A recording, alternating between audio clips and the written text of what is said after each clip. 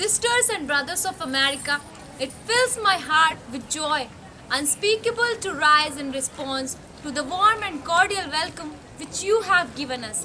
I thank you in the name of most ancient order of the monks in the world. I thank you in the name of mother of religion. I thank you in the name of millions Hindu people of all classes and sects. My thanks also to some of the speakers on this platform who, referring to the delegates from the Orient, have told you that these men from far-off nations may well claim the honor of bearing to different lands the idea of toleration. I am proud to belong to a religion that has taught the world both tolerance and universal acceptance.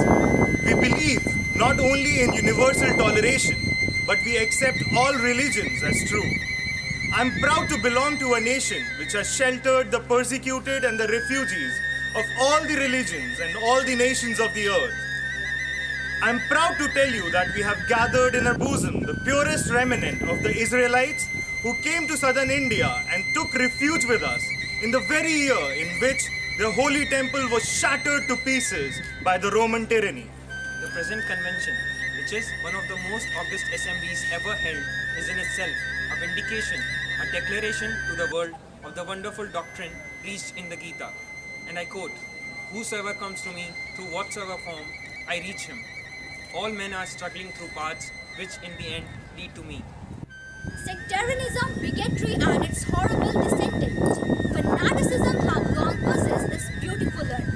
They have filled the earth with violence and drenched it often with human blood, destroyed civilization, and sent whole nations to despair. I am proud to belong to the religion which has sheltered and is still fostering the remnant of the grand Zoroastrian nation. I will quote to you, brethren, a few lines from a hymn which I remember to have repeated since my earliest boyhood and which is every day repeated by millions of human beings. I quote, "As the different streams having their sources in different places all mingle their water in the sea, so, O Lord, the different paths that men take through different tendencies, various though they appear, crooked or straight, all lead to thee." Had it not been for these horrible demons, the human society would be far more advanced than it is today.